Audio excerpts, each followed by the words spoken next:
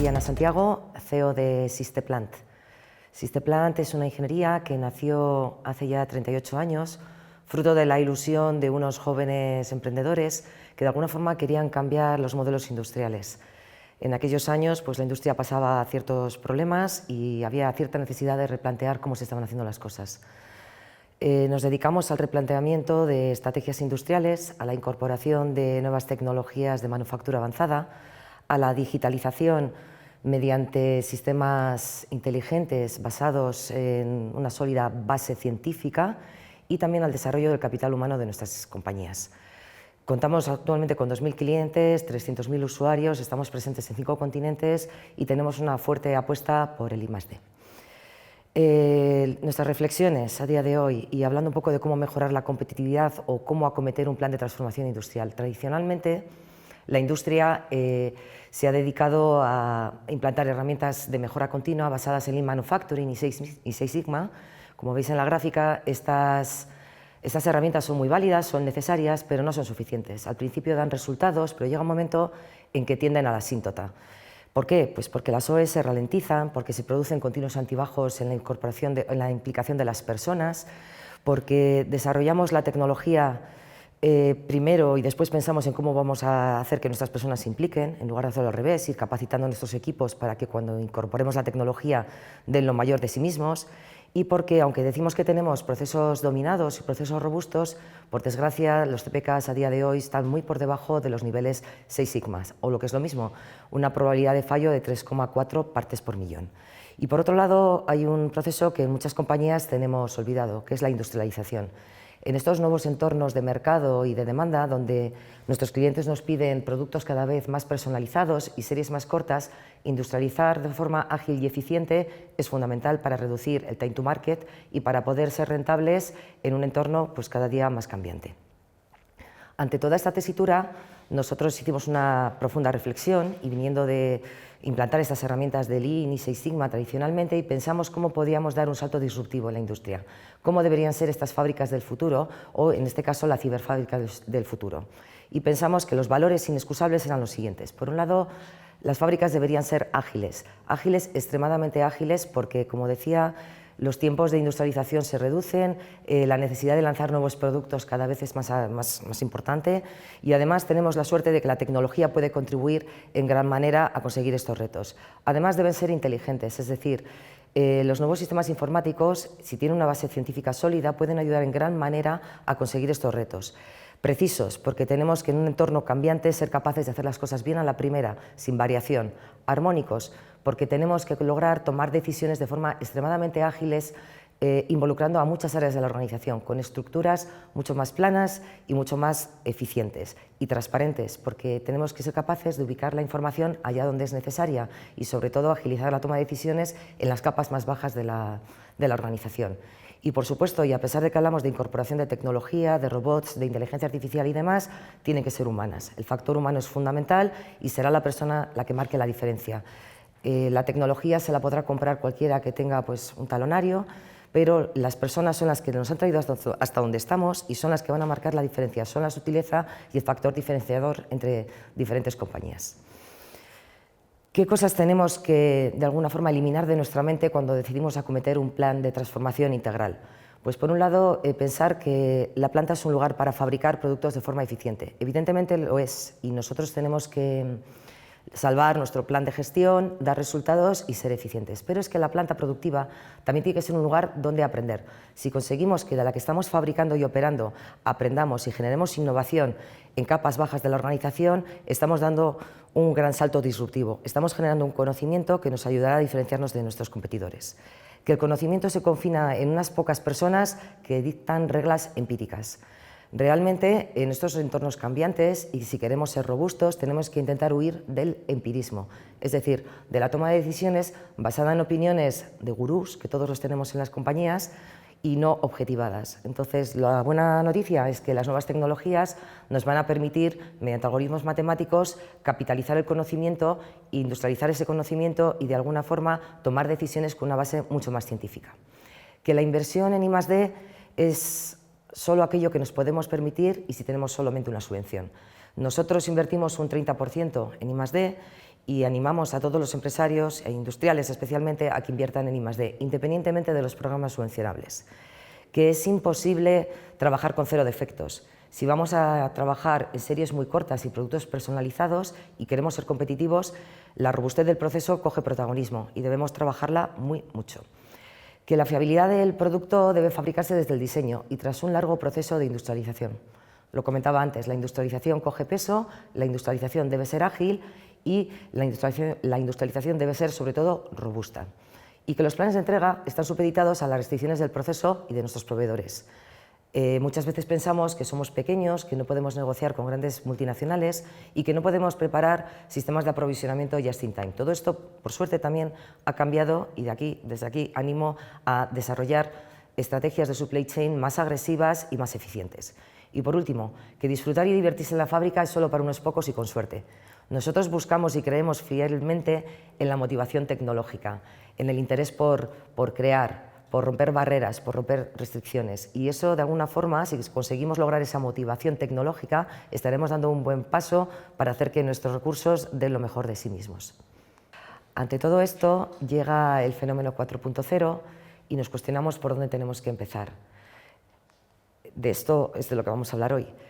Podemos tomar una actitud de contemplación, ver qué está haciendo nuestro vecino y a partir de ahí establecer qué plan de mejora vamos a desarrollar. Podemos decidir tomar acciones aisladas y probar ciertas tecnologías y determinar si son o no de nuestra aplicación.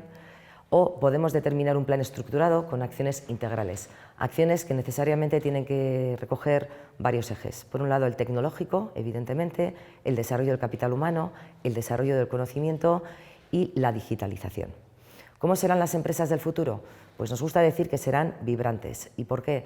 Porque tenemos que desarrollar esa estrategia que de alguna forma armonice lo que es nuestra organización y visión de futuro con cómo vamos a desarrollar el capital humano, cómo lo vamos a armonizar con la incorporación de nuevas tecnologías y sobre todo cómo vamos a ir generando resultados para poder con el corto ir financiando el medio plazo.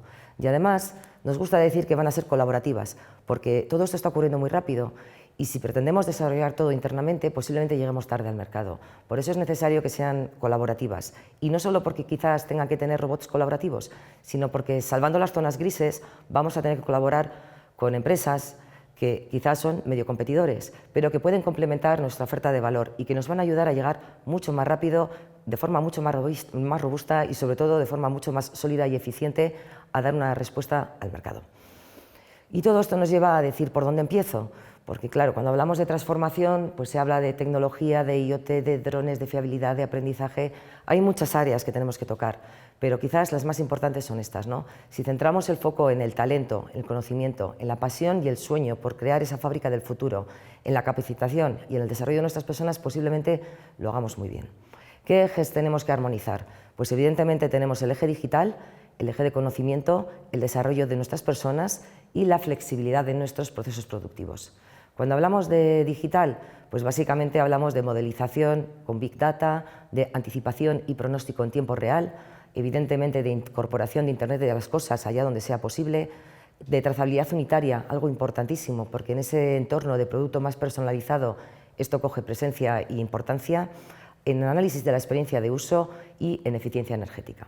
Cuando hablamos de conocimiento, esto no supone inversión, pero supone un reto estratégico para cualquier compañía. Hablamos de dominio del proceso, de información en cualquier momento, de información en cualquier lugar, de información para todas las personas, de conocimiento compartido e integrado entre diferentes tecnologías.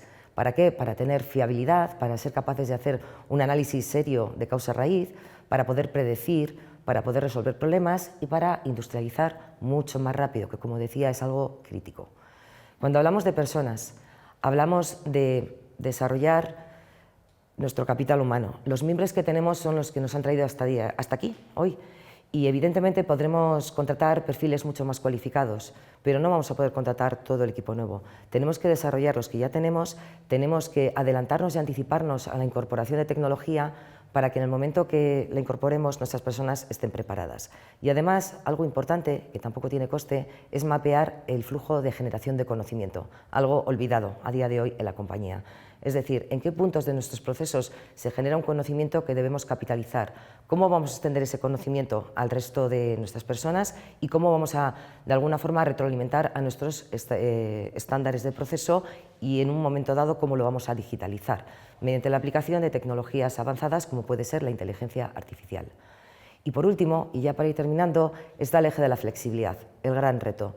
Muchas fábricas han sido concebidas para fabricar series largas y nos estamos encontrando con que, como decía antes, los lotes son más pequeños, las exigencias de personalización son muchísimo mayores y a veces nos planteamos cómo invertir, ¿no? O qué estrategia seguir o cómo adaptar estas líneas. Y aquí aparecen los conflictos. Cuanto más automatizamos, pues evidentemente menos polivalentes y menos flexibles somos. Sí es verdad que ganamos en fiabilidad y eso es bueno, pero marcar una estrategia clara y buscar un equilibrio entre automatización, flexibilidad, polivalencia y fiabilidad es un reto imprescindible y se puede resolver. Puntos importantes y sin entrar en demasiada profundidad, pues bueno, pensar en líneas mucho más modulares, pensar en layouts reconfigurables, pensar en utillajes adaptativos. Hay muchas cosas que se pueden hacer y muchos retos con los que tendremos que trabajar con los proveedores de equipos. Y a la hora de decir, bueno, si estos son los ejes, ¿cómo lo hacemos posibles?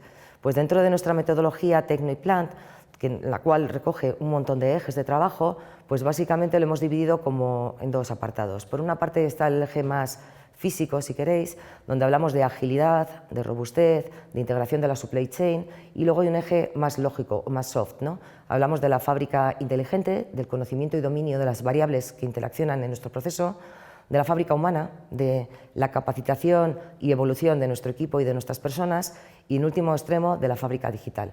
Por eso decimos que la fábrica del futuro es digital, es tecnológica, tiene sensores, tiene robots, tiene drones, tiene de todo, pero sobre todo tiene personas y tiene dominio del conocimiento.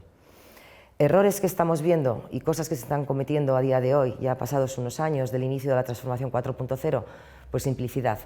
No tener un enfoque integral, no recoger actuaciones en todos los ejes, que tienen que ir además en paralelo, y esto lo llamamos la simplificación 4.0. Ataco una zona, digitalizo una parte de mi proceso y creo que ya he hecho el 4.0.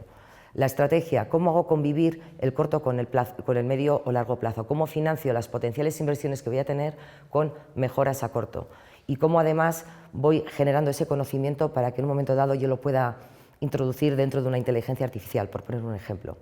El plan y la convivencia con el día a día. Como decía antes, tenemos que salvar nuestra cuenta de resultados y tenemos que cumplir los planes de gestión, pero tenemos que mirar 3, 4 y 5 años hacia adelante, tenemos que tener un roadmap claro y estructurado y asegurar que los ejes van evolucionando por sí solos. Tecnología sin personas. Si pensamos que solamente invirtiendo en instalaciones, en equipos y en digital vamos a ser competitivos, estamos totalmente equivocados. Y por otro lado, nuestra cultura, el mirar y el contemplar qué está haciendo el de al lado para pensar si nosotros tenemos que hacer un plan estructurado. La apuesta en I+D y la apuesta por un modelo agresivo de transformación tiene que ser de cada cual y mirar al lado puede aportar, pero realmente tenemos que ir como un rodillo, ¿no? Con un plan muy estructurado, muy firme. A veces nos equivocaremos, probaremos tecnologías que parecían interesantes y luego igual no lo han sido para tanto, pero seguro que aprendemos y seguro que esto contribuye a consolidar ese plan inicial y estructurado que hemos generado. Muchas gracias.